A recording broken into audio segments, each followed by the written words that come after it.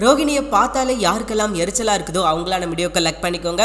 ஆமாங்க, இன்றைக்கி எபிசோடில் பார்த்தீங்கன்னா எல்லாமே அவங்களுக்கு பாசிட்டிவாக, அவங்களுக்கு சாதகமாக, அவங்க என்ன நினைக்கிறாங்களோ அந்த மாதிரி விஷயங்கள் மட்டும்தான் நடந்துக்கிட்டு இருக்கு. பட் கண்டிப்பாக இது யாருக்குமே பிடிக்காது அப்படின்றது தான் நிதர்சனமான உண்மை.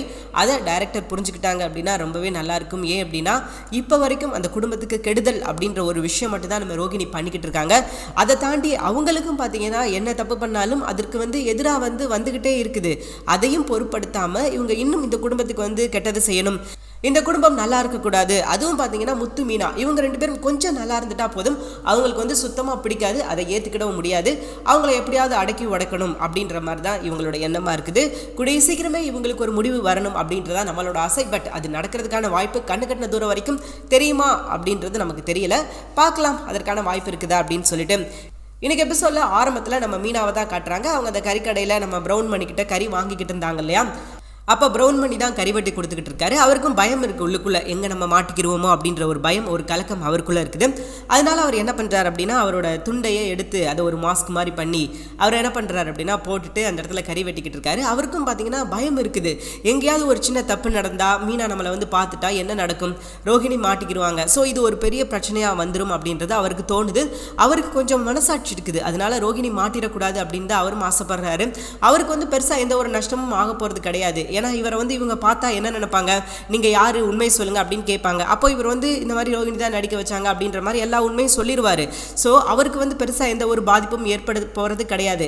இவரையும் ஏமாற்றி தான் நம்ம ரோகிணி நடிக்க வச்சுருக்காங்க. உங்களுக்கு நான் பட வாய்ப்பு தரேன், நீங்கள் நடிங்க அப்படின்னு சொல்லி தான் என்ன பண்ணியிருக்காங்கன்னா நடிக்கிறதுக்காக கூட்டு போயிருக்காங்க. அப்படின்றப்போ இவர் மேலே பெருசாக எந்த தப்பும் கிடையாது அப்படின்றதுனால இவர் உண்மையை ஓப்பனாகவே சொல்லலாம். ஆனால் இருந்தாலும் இவருக்கு கொஞ்சம் மனசாட்சி இருக்குது அப்படின்றதுனால ரோகிணிக்காக சில நேரங்களில் சில இடத்துல பொய் சொல்கிறாங்க. அதுவும் பார்த்தீங்கன்னா இப்போ இவரை மறைஞ்சிருக்கணும் அப்படின்ற அவசியமே கிடையாது, ரோகிணிக்காக அவர் மறைஞ்சிருக்காரு. அப்பையும் அதை கூட நம்ம ரோகிணி புரிஞ்சுக்கிடுவாங்களா அப்படின்னா கண்டிப்பாக அதையும் புரிஞ்சுக்கிட போகிறது கிடையாது. நம்மளால் எவ்வளோ பேர் பாதிக்கப்படுறாங்க அப்படின்றது அவங்களுக்கு நல்லா தெரிஞ்சுமே அவங்க எதையுமே கொஞ்சம் கூட பொருட்படுத்தாமல் அவங்களுக்கு என்ன தேவையோ அவங்க எப்படி நல்லா இருக்கணுமோ அந்த ஒரு விஷயங்களை மட்டும்தான் செஞ்சுக்கிட்டு இருக்காங்க. ஸோ இதுதான் இவங்களோட ஹேபிட். இது என்னைக்கா இருந்தாலும் அவங்களுக்கு ஒரு ஆபத்தாக தான் வந்து முடியும். சரி, அப்படியே கட் பண்ணிங்கன்னா நம்ம குடும்பத்தை காட்டுறாங்க. இங்கே நம்ம முத்து பரபரப்பாக இருக்காரு, ஏன்னா பிரியாணி செய்ய போகிறாரு. மீனா ஒரு தொழிலதிபர் அப்படின்ற ஒரு ரேஞ்சுக்கு வந்திருக்காங்க. இப்போதைக்கு மனோஜ் மட்டும்தான் பிஸ்னஸ் பண்ணிக்கிட்டு இருந்தார், இப்போ மீனாவும் சேர்ந்து பிஸ்னஸ் பண்ணுறாங்க அப்படின்றதுனால மீனாவுக்கு ஒரு தனி மரியாதை அந்த வீட்டில் இருக்கணும் அப்படின்றதா நம்ம முத்துவோட ஆசை.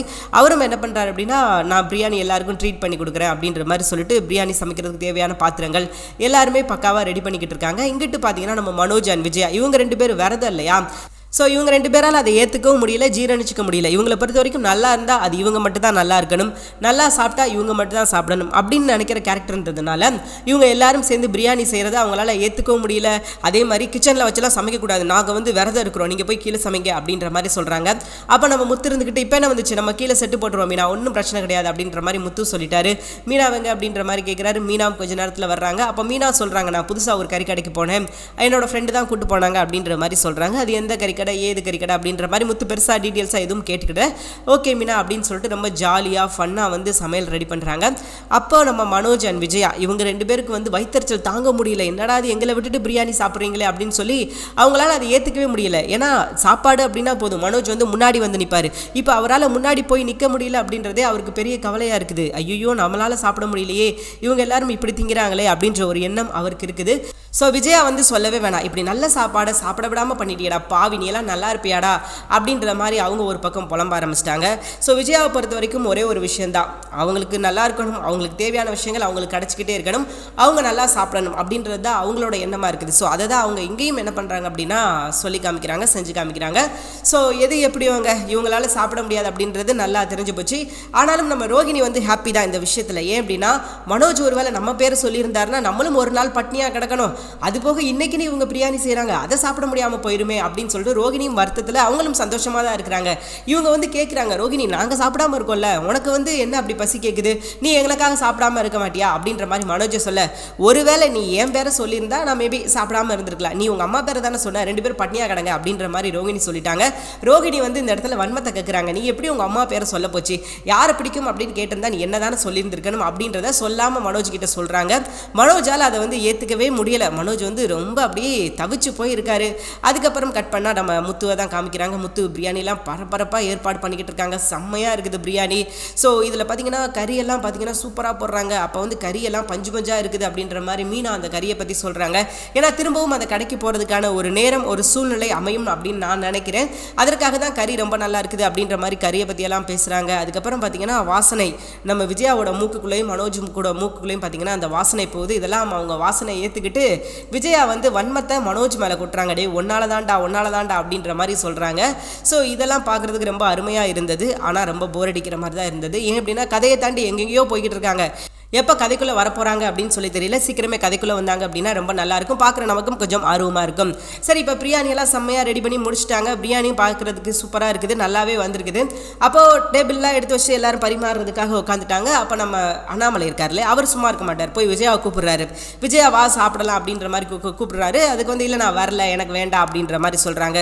ஏன் வேணான்னு சொல்கிற? பிரியாணினா உனக்கு ரொம்ப பிடிக்கும், எப்பயுமே பிரியாணினா நீ ஓடி வருவா, இப்போ எதுக்கு நீ தேவையில்லாமல் வேணான்னு சொல்கிற அப்படின்ற மாதிரி கேட்க, அப்போ விஜயா சொல்றாங்க இல்லங்க நாங்க விரதத்துல இருக்கோம் அப்படின்ற மாதிரி சொல்றாங்க. அவங்க உண்மையே சொன்னாலும் யாருமே அவங்க நம்ப மாட்டேங்கிறாங்க.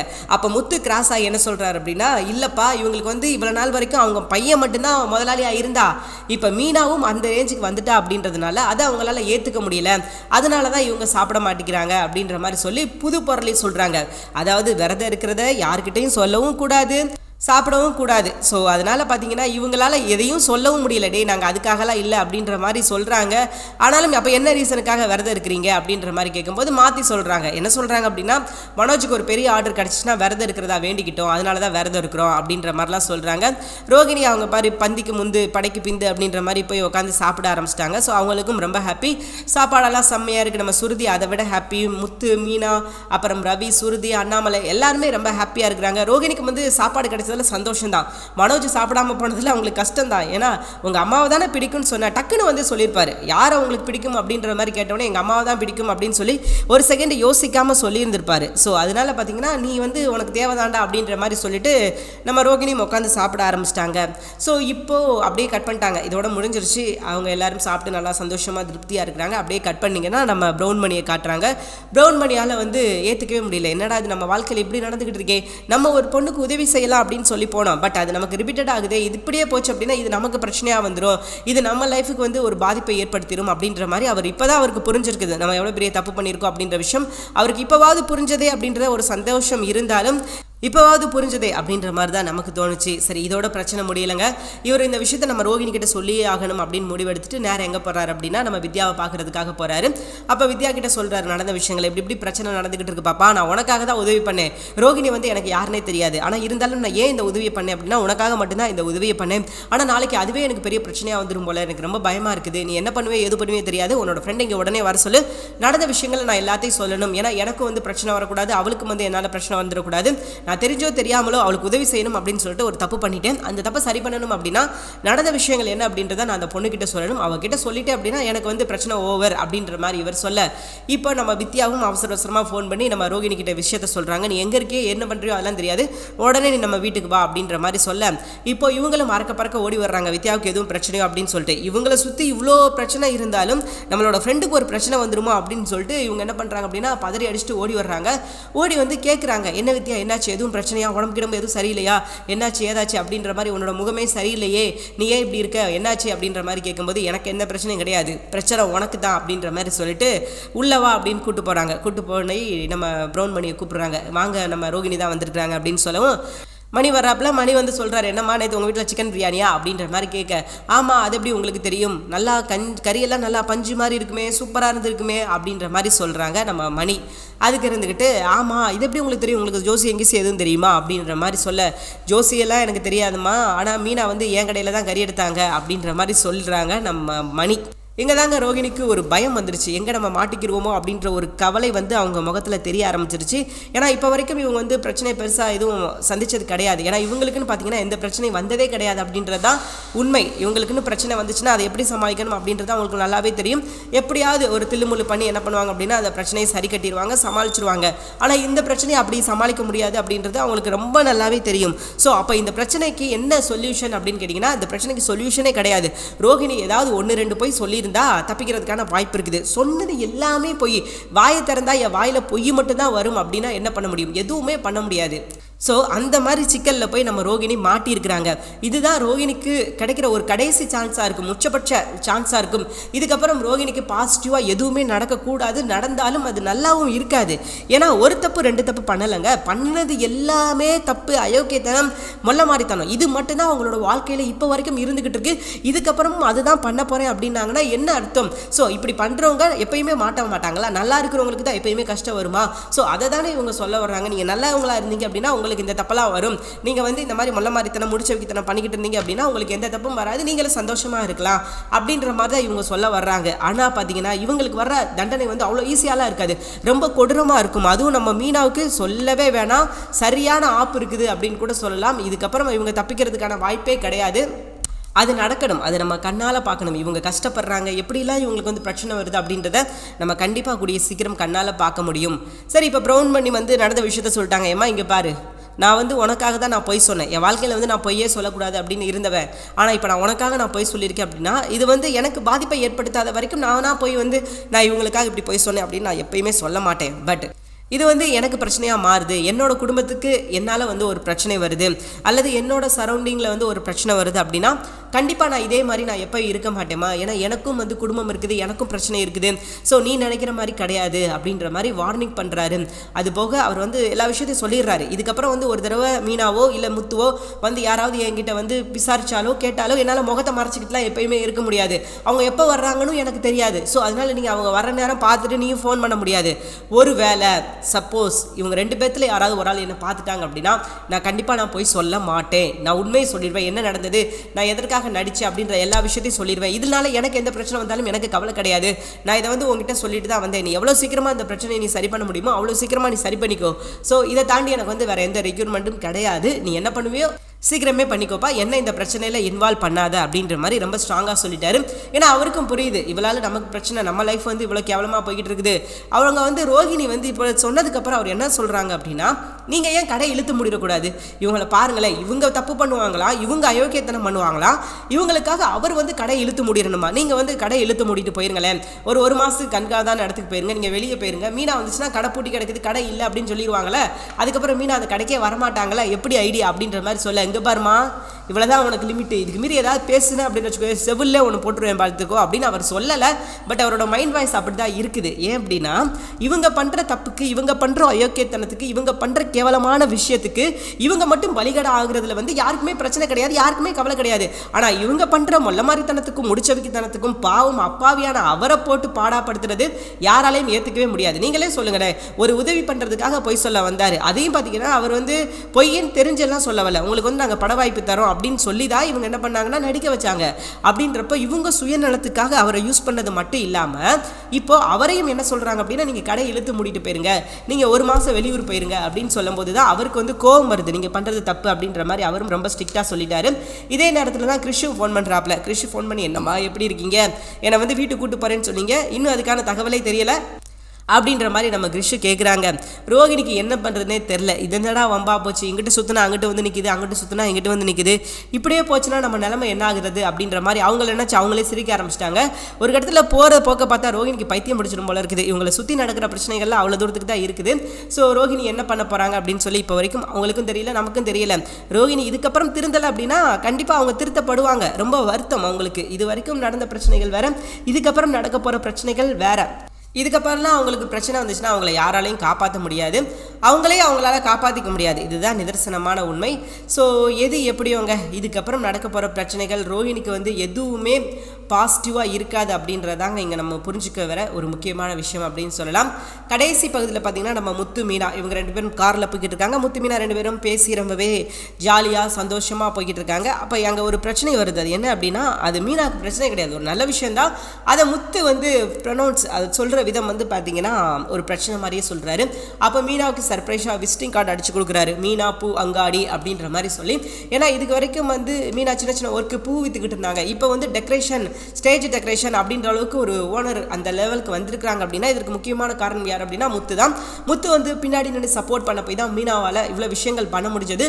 மீனாவே தான் சொல்கிறாங்க, நம்ம சொல்லணும் அப்படின்ற அவசியம் கிடையாது. மீனா தான் முத்துக்கிட்டு சொல்கிறாங்க, எங்க நான் வந்து அன்னைக்கு வீட்டு வாசலில் பூக்கடை வச்சிருந்தேன், இன்னைக்கு நான் இந்த நிலைமையில் இருக்கேன் அப்படின்னா அதுக்கு நீங்கள் தாங்க முக்கியமான காரணம் அப்படின்ற மாதிரி சொல்ல முத்து வந்து பெருந்தன்மையா, இல்லை மீனா நான் வந்து உனக்கு சப்போர்ட் தான் பண்ணேன், நீ வந்து உன்னோட காலை சொந்த காலில் நீ ஜெயிச்சு வந்திருக்க மீனா, வெற்றியில் வந்து எனக்கு வந்து பங்கெல்லாம் கொடுக்காத, நான் காரணம் அப்படி வேணா சொல்லே தவிர அதை தவிர்த்து என்னால் தான் அப்படின்னு சொல்லாத, இது உன்னோட உழைப்பு, உன்னோட திறமைக்கு கிடைச்ச வெகுமதி, அதுக்கு கிடைச்ச பரிசு, நான் ஜஸ்ட் வந்து என்ன பண்ணேன், உனக்கு சப்போர்ட் பண்ண, உனக்கு ஹெல்ப் பண்ணேன், இந்த மாதிரி விஷயங்கள் மட்டும்தான் நான் பண்ணேன், மற்றபடி இதில் வந்து எல்லா விஷயமும் சரி, இதில் வந்து லாபமோ நட்டமோ இது எல்லாத்துக்கும் பொறுப்பு நீ தான் அப்படின்ற மாதிரி சொல்கிறாரு நம்ம முத்து.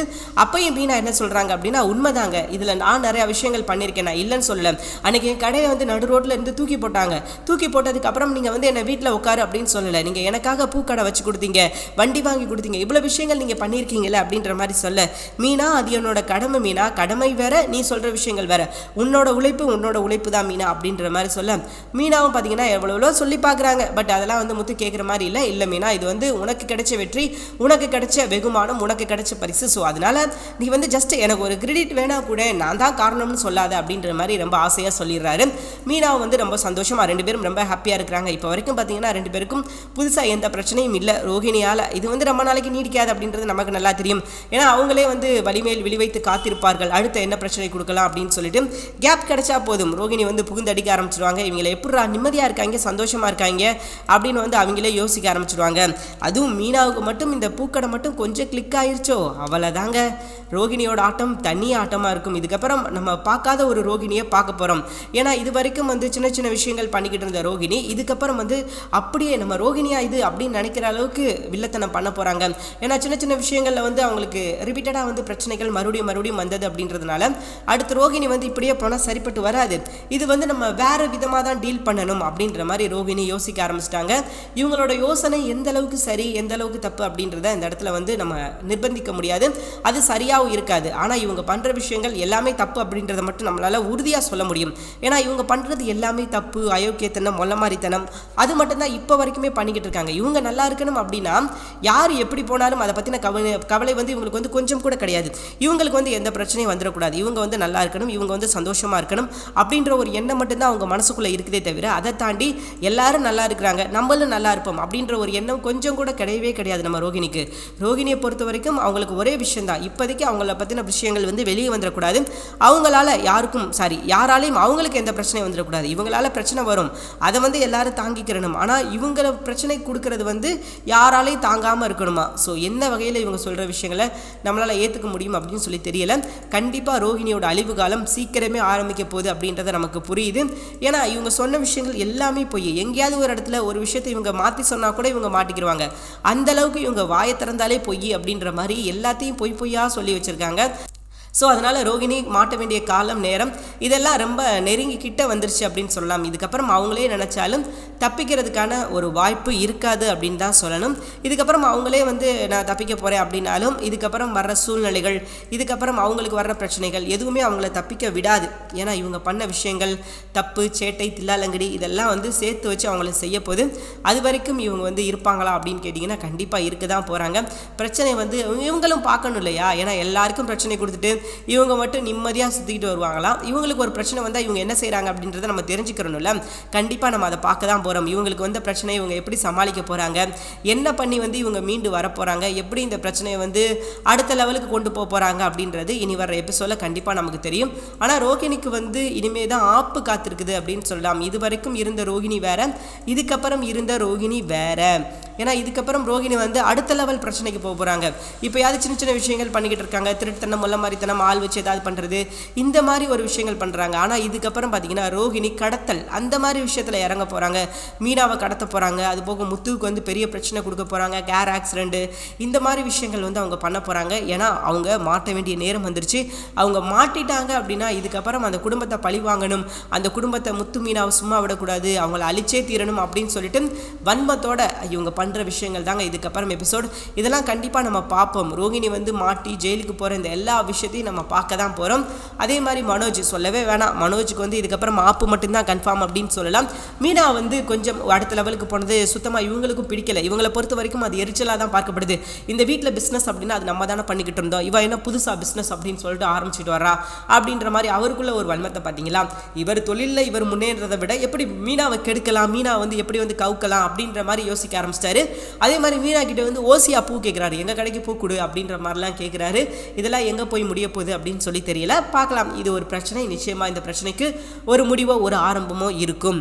சரி, அதுக்கப்புறம் பார்த்தீங்கன்னா நம்ம முத்து வந்து எப்பயும் போல் வழக்கம் போல் அந்த தாத்தா பாட்டியை பார்க்குறதுக்காக போகிறாங்க. ஏன்னா புதுசாக கம்பெனி ஆரம்பிச்சிருக்காங்க, புதுசாக மீனா அடுத்த லெவலுக்கு போயிருக்காங்க. அவங்க வந்து பிரியாணி செஞ்சாங்க. ஸோ அப்போ இவங்களுக்கும் ஏதாவது வாங்கி கொடுக்கணும் இல்லையா. ஏன்னா இவங்களும் அவங்க குடும்பத்தில் ஒரு ஆள் மாதிரி தான் ட்ரீட் பண்ணிக்கிட்டு இருக்காங்கன்றதுனால இப்போ அவங்கள பார்க்குறதுக்காக போய் அவங்களுக்கு வந்து சாப்பாடு வாங்கி கொடுக்குறாங்க. அப்போ அவங்க ரொம்ப ஹாப்பியாக இருக்கிறாங்க. அவங்களுக்கு வந்து சந்தோஷம் தான். முத்து மீனா அடுத்த லெவலுக்கு போயிட்டாங்க அப்படின்னா கண்டிப்பாக அவங்களுக்கும் சந்தோஷம் தான். அவங்க யாருன்னே தெரியாது, எங்களுக்கு வந்து மகள்னா அது நீங்கள் 2 பேர் தான்ப்பா அப்படின்ற மாதிரி சொல்லி அவங்களும் சந்தோஷப்படுறாங்க. இப்போ அவங்க கிட்ட ஒரு மொபைல் இருக்குது இல்லையா, அந்த ஃபோனை என்ன பண்ண போகிறாங்க அப்படின்னா இவங்க கிட்ட கொடுக்க போகிறாங்க. இதுதாங்க ரோகிணி மாற்றுறதுக்கான ஒரு முதல் படி அப்படின்னு சொல்லலாம். ஏன்னா இது வரைக்கும் பிரச்சனைகள் அப்படின்றது வேற மாதிரி இருந்தது, இதுக்கப்புறம் பிரச்சனைகள் அப்படின்றது வேற மாதிரி இருக்க போகுது. ஏன்னா இது வரைக்கும் பிரச்சனைகள் வந்து யார் சுற்றி இருந்தது, முத்து மீனா இவங்களை சுற்றி இருந்தது. ஆனால் இப்போ அப்படியே அந்த புயல் வந்து மையம் கொண்டு நம்ம ரோகிணி பக்கம் திரும்பும் போது ரோகிணி இவ்வளோ நாள் யாருக்கெல்லாம் எப்படியெல்லாம் பிரச்சனை கொடுத்துக்கிட்டு இருந்தாங்களோ அந்த பிரச்சனை அவங்களுக்கு அப்படியே நேர்மாறாக ரிப்பீட்டடாக அவங்களுக்கு ஒர்க்காக போகுது. இது வரைக்கும் பார்க்காத பிரச்சனையெல்லாம் அவங்க பார்க்க போகிறாங்க. நிச்சயமாக அவங்க வந்து தப்பிக்கிறதுக்கான வாய்ப்பு அவங்களுக்கு இருக்காது அப்படின்றத நம்ம உறுதியாக நம்பலாம்.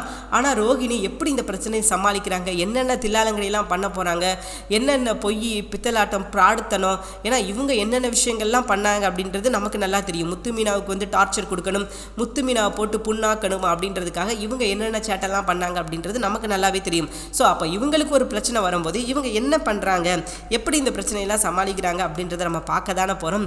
கண்டிப்பாக உங்களுக்கும் தெரியும் இவங்க என்ன பண்ணி இந்த விஷயத்தை எப்படி சமாளிக்க போகிறாங்க அப்படின்றது இனி வர எபிசோடில் கண்டிப்பாக தெரியும். ஸோ எது எப்படியோங்க ரோகிணியை பற்றின விஷயங்கள் வெளியே வர்றதுக்கான நேரம் இதுதான், சரியான நேரம் அப்படின்னு சொல்லலாம்.